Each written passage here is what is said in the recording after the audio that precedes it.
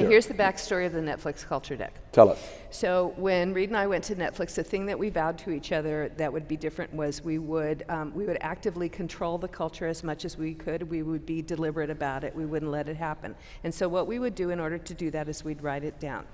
So at the time, Reed was a guy who thought in PowerPoint. He does outlines, right? So PowerPoint's good for him.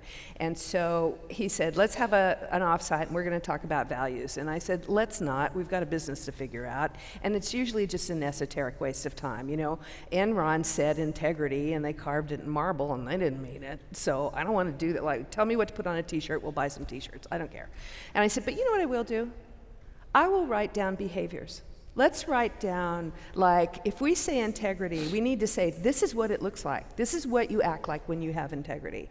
And this is what it looks like when you don't. And if you don't work here anymore. It's going to be that straightforward. So we did that. And if those of you who have ever seen the Netflix culture deck, that's the first part of it. We rewrote that section 7 times.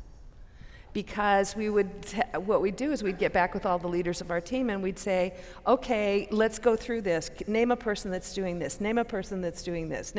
And if we couldn't, we would say, is that a value that really matters? Is that a behavior that we care?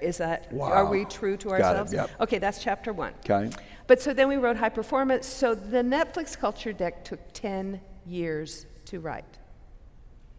Because it took 10 years to figure it out. So another day we're driving to Reed and I carpooled a lot.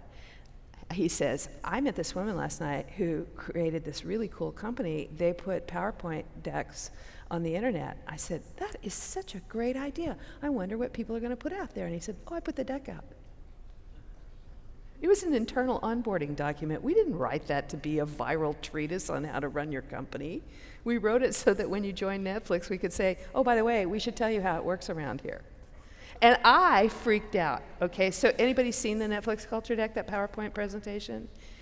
It's ugly as sin. I said, oh God, Reed, it's the graphics. I mean, some arrows and the yin and yang. Oh, you know, and people kind of loved it because it was so dorky. He said, you never told me it was dorky. I'm like, yeah, I didn't want to hurt your feelings. And then I said, you're going to scare all our candidates because in the culture deck it says adequate performance gets a generous severance package.